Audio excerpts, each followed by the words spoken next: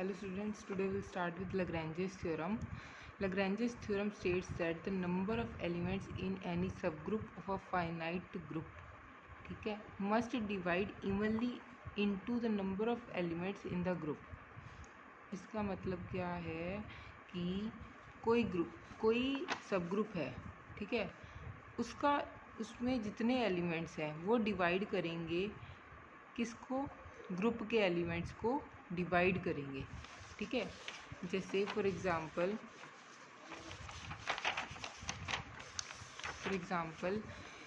किसी जी में, ठीक है, जी में ऑर्डर ऑफ जी कितना है 36, और इससे कोई छोटा सेट ले लें, हम छोटा ग्रुप ले लें, ठीक है, order of H is equal to 7, ठीक है।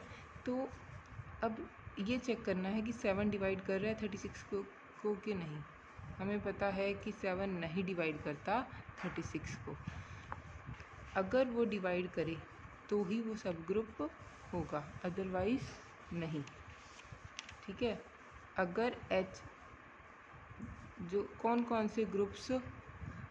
से सब ग्रुप्स डिवाइड करेंगे ग्रुप को, जिनके ऑर्डर 36 को डिवाइड करेंगे, जैसे 2 3 4 6 9 12 18, ठीक है।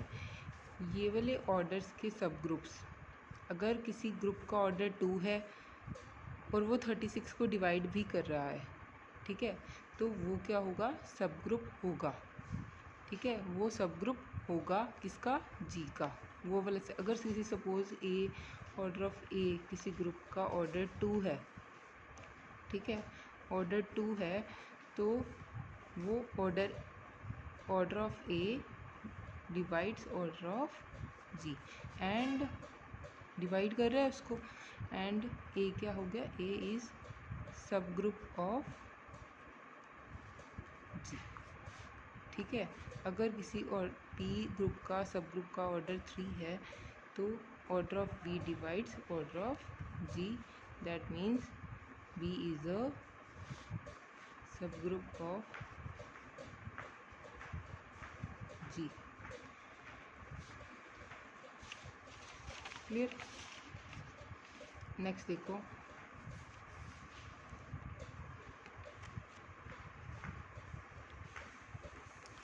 नॉर्मल सब group. Consider a group G star कोई binary operation, and a sub group H star, ठीक है, कोई ग्रुप जी है, कोई सब ग्रुप एच है, ऑफ द ग्रुप, ठीक है, कोई सब ग्रुप है जी का। Then H star is called a normal सब ग्रुप। एच स्टार को हम कब नॉर्मल सब ग्रुप कहेंगे, कब कहेंगे, इफ़ कोई एलिमेंट जो ए जी को बिलोंग कर रहा है, we have then right left coset, ये हमारा था राइट कोसेट, एक सेकेंड, ये राइट था,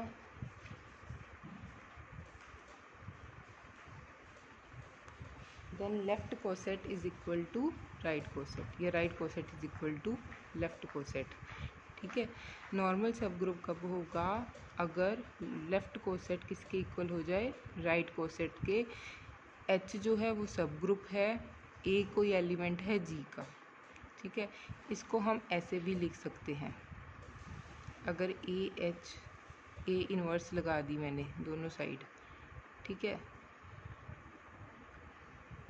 तो क्या आया, A inverse is equal to H, ठीक है। या आप ऐसे लिख सकते हो, या आप ऐसे भी लिख सकते हो, A inverse H A is equal to H.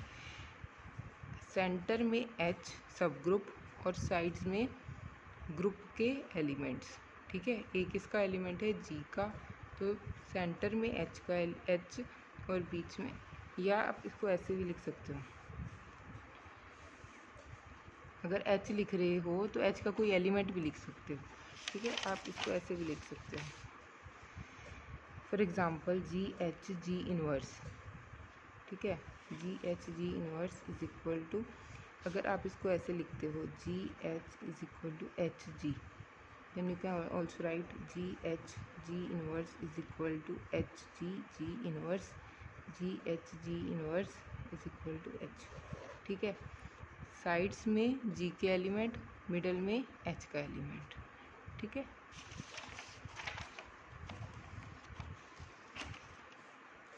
Next देखो थ्योरम देखो, show that every sub group H of an abelian group is abelian group G is normal.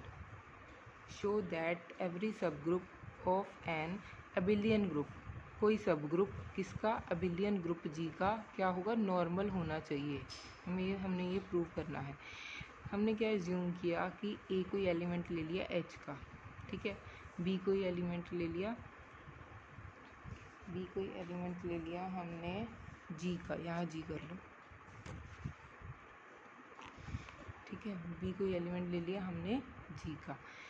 Then we have, वैसे ही स्टार्ट करेंगे जैसे GH G इनवर्स लिखा था वैसे ही B inverse A भी लिख दिया। सेंटर में H का एलिमेंट, साइड्स में G के एलिमेंट्स ग्रुप के। ठीक है, अब यहाँ पर सब ग्रुप क्या था, सब ग्रुप क्या था, कम्यूटेटिव प्रॉपर्टी सेटिस्फाई कर रहा था क्योंकि अबिलियन है। तो अगर मैं B इनवर्स मतलब कि H जो है वो सब ग्रुप है किसका, अबिलियन ग्रुप का, G का। ठीक है, G अबिलियन ग्रुप है तो G के एलिमेंट्स कम्यूटेटिव प्रॉपर्टी सेटिस्फाई करेंगे। ठीक है, तो B बिलोंग्स टू G है। ठीक है, B बिलोंग्स टू G है तो B कम्यूटेटिव प्रॉपर्टी सेटिस्फाई कर गया। B इनवर्स A है तो इसको A B इनवर्स लिख सकते हैं। ठीक है, और यहाँ पर B सेम ही है तो B इनवर्स गया। ठीक है, B इनवर्स B की वैल्यू E आ गई, E फॉर आइडेंटिटी। ठीक है, और यहाँ पर क्या बचा, AE। ठीक है, AE, और AE हमें पता है किसका एलिमेंट है कि A किसके इक्वल आ गया, A के। तो ये हमारी नॉर्मल वाली प्रॉपर्टी सेटिस्फाई हो गई। क्या थी नॉर्मल वाली, जैसे मैंने आपको बताया था GH G inverse is equal to H। ठीक है, ये वैसी ही प्रॉपर्टी आपकी सॉल्व हो गई। B इनवर्स A भी किसके इक्वल आ गया, A के इक्वल। ठीक है, तो ये क्या हो गया हमारा, नॉर्मल प्रूव हो गया, नॉर्मल सब ग्रुप। ठीक है, नेक्स्ट देखो,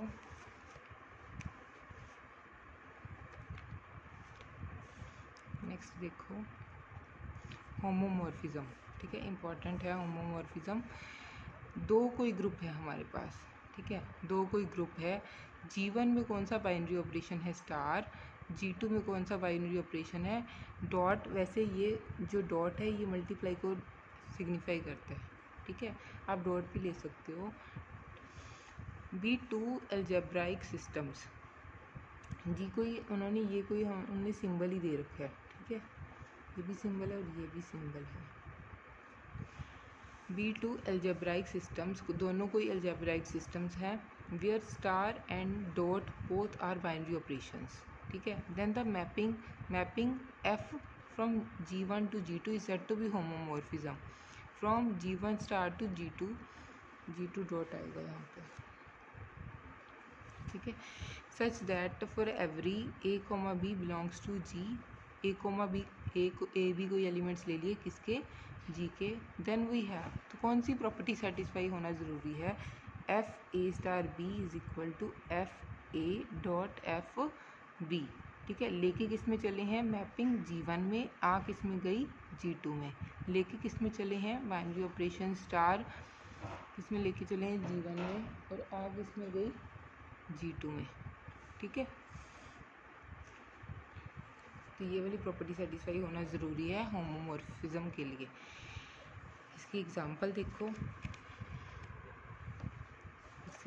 देखो, late G1 is equal to G2, कोई R ले लिया। ठीक है, the set of real numbers under addition में चेक करना है हमने, that is star and dot both correspond to addition. मतलब कि स्टार और डॉट का क्या मतलब है, एडिशन।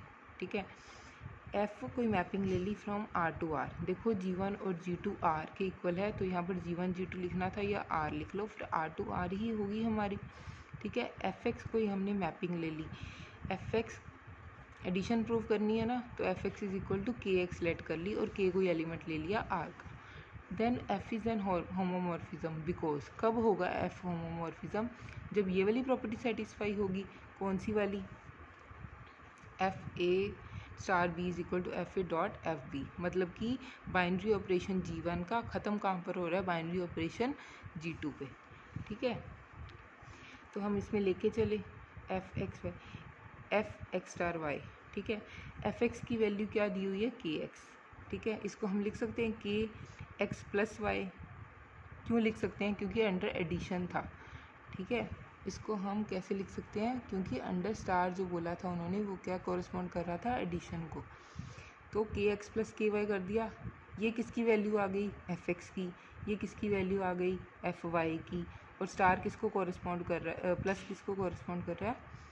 ठीक है, डॉट को, तो F X dot F Y.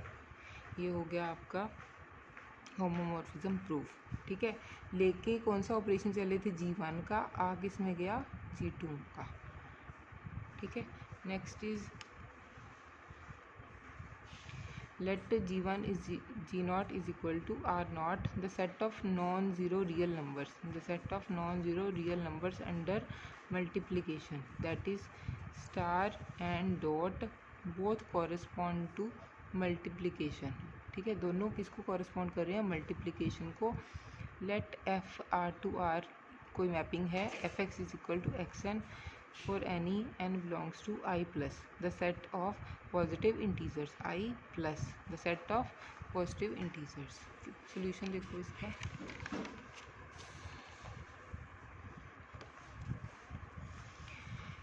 अब होमोमॉर्फिज्म कब होगा? जब G1 में लेके चलेंगे और G2 में आ जाएगा। ठीक है, fx किसके इक्वल था? x की पावर n के। ठीक है, fx स्टार y किसके इक्वल हो गया? G2 का वही एलिमेंट होगा। ठीक है, स्टार वाई एन। ठीक है, इसके यहाँ पर आप मल्टीप्लाई भी लगा सकते थे, उन्होंने बोला है ना कि मल्टीप्लाई को कॉरस्पॉन्ड कर रहा है, तो यहाँ पर मल्टीप्लाई भी लगा सकते हो आप। ठीक है, जैसे पिछले वाले में प्लस लगाया था वैसे ही। ठीक है, फिर इसको कैसे लिख सकते हो? X N Y N. ये किसकी वैल्यू आ गई? एफ एक्स की इंटू एफ वाई की। तो ये किस में आ गया? G2 में हम डायरेक्ट लिख सकते हैं। ठीक है, स्टार किसका ऑपरेशन था? G1 का, आ किस में गया? G2 में। ठीक है, नेक्स्ट इज आइसोमॉर्फिज्म। आइसोमॉर्फिज्म किसको बोलते हैं? आइसोमॉर्फिज्म जो होमोमॉर्फिज्म भी हो, ठीक है, और 1-1 भी हो, 1-to-1 भी हो। आइसोमॉर्फिज्म के लिए दोनों कंडीशंस होना ज़रूरी है। पहली होमोमॉर्फिज्म, सेकंड इज़ 1-1। अगर कोई सेट, कोई ग्रुप होमोमॉर्फिज्म भी है, ठीक है, और 1-1 भी है, तो वो आइसोमॉर्फिज्म होगा। ठीक है, दोनों चीज़ें होना ज़रूरी है आइसोमॉर्फिज्म होने के लिए। अब इसकी एग्जांपल, पहले डेफिनेशन पढ़ लो। Let G1 G2 be two algebraic systems where star and dot both are binary operations। ठीक है, this system G1 G2 are set to be isomorphism if there exist. अगर कोई आइसोमॉर्फिक मैपिंग आएगी कहाँ से? G1 से लेकर G2 तक, तभी हम कहेंगे कि ये जो दोनों ग्रुप्स हैं क्या हैं? ये क्या है? ये दोनों अलजेब्राइक सिस्टम या ये दोनों ग्रुप्स क्या हैं? ये आइसोमॉर्फिक होंगे। ठीक है, नेक्स्ट देखो example. Let G1 G2 is equal to R set of real numbers under addition. Under addition देखना है। G1 G2 R की इक्वल है set of real numbers, that is star and dot both correspond to addition. ठीक है, star और dot किसको correspond कर रहे हैं? एडिशन को। Let F R to R such that F X is equal to K X. F X किसके equal है? K X. For any K belongs to R show that F is an isomorphism. ठीक है, isomorphism prove करना है किसको? F X K X, F X is equal to K X को, और F को मैपिंग है फ्रॉम आर टू आर।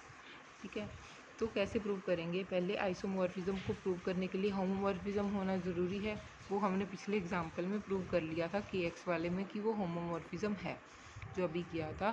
ठीक है, तो अब क्या प्रूव करना क्या रह गया है कि 1-1 भी होगा तभी वो आइसोमॉर्फिज्म होगा। ठीक है, F is an isomorphism, then firstly it is a homomorphism as shown earlier. Secondly it is 1 to 1 and can be proved by contradiction. जो 1 हमने प्रूव करना है वो हम किससे प्रूव करेंगे? कॉन्ट्राडिक्शन से। हम क्या लेके चलेंगे? देखो कॉन्ट्राडिक्शन में क्या हम उल्टा लेके चलते हैं, ठीक है। हम क्या लेके चलेंगे कि F11 नहीं है, ठीक है। कोई दो एलिमेंट हैं हमारे पास सच दैट कि वो दोनों इक्वल नहीं हैं, वो दोनों इक्वल नहीं है and Fx1 is equal to Fx2।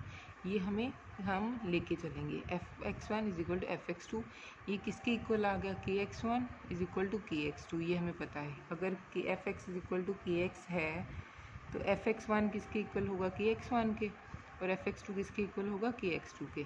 K inverse both sides हमने मल्टीप्लाई कर दिया लेफ़्ट साइड से, कर सकते हैं बिल्कुल। Then x1 is equal to x2 आ गया। पर हम क्या लेके चले कि थे दो एलिमेंट्स जो इक्वल नहीं है एक दूसरे के, पर वो तो इक्वल आ गए, दैट मीन्स कॉन्ट्राडिक्शन आ गई। मतलब जो हम लेट करके चले थे ना वो गलत है, मतलब कि f इज़ 1 to 1। सो ये क्या हो गया? हमारा आइसोमॉर्फिज्म प्रूव हो गया। जो हमारे G1 और G2 थे वो आइसोमॉर्फिक प्रूव हो गए, ठीक है। नेक्स्ट देखो automorphism. Automorphism, let G1 star and G2 star be two algebraic systems. दो कोई अलजेब्राइक सिस्टम्स हैं G1 और G2 where star is a binary operation on G1 and G2 respectively. Star ही दोनों पर ऑपरेशन लगाया है, एक ही बाइनरी ऑपरेशन है जो दोनों पर लग रहा है, G1 पर भी और G2 पर भी, ठीक है। Then an isomorphism from G1 star to G2 star is called automorphism. अगर कब? जब G1 किसके इक्वल हो जाए? G2 के। अगर G1 G2 के इक्वल हो गया तो एक आइसोमॉर्फिज्म, ये ध्यान रखना कि ऑटोमॉर्फिज्म होने से पहले उसे आइसोमॉर्फिज्म होना ज़रूरी है। Then an isomorphism from G1 to G2। कोई आइसोमॉर्फिज्म ऑटोमॉर्फिज्म तब ही होगा अगर जो दो ग्रुप्स हैं वो दोनों इक्वल हो जाएं, तभी उनका बाइनरी ऑपरेशन सेम हो गया, ठीक है। कोई ऑटोमॉर्फिज्म होने के लिए उसे आइसोमॉर्फिज्म होना ज़रूरी है, ठीक है। और साथ में क्या कंडीशन है? दोनों ग्रुप्स जो दिए गए हैं वो इक्वल होने चाहिए, ठीक है। आइसोमॉर्फिज्म के लिए होमोमॉर्फिज्म होना ज़रूरी है और 1-1 होना ज़रूरी है। ऑटोमॉर्फिज्म के लिए आइसोमॉर्फिज्म प्लस दोनों ग्रुप्स इक्वल होने चाहिए, तभी आप ऑटोमॉर्फिज्म प्रूव कर पाओगे, ठीक है। ओके।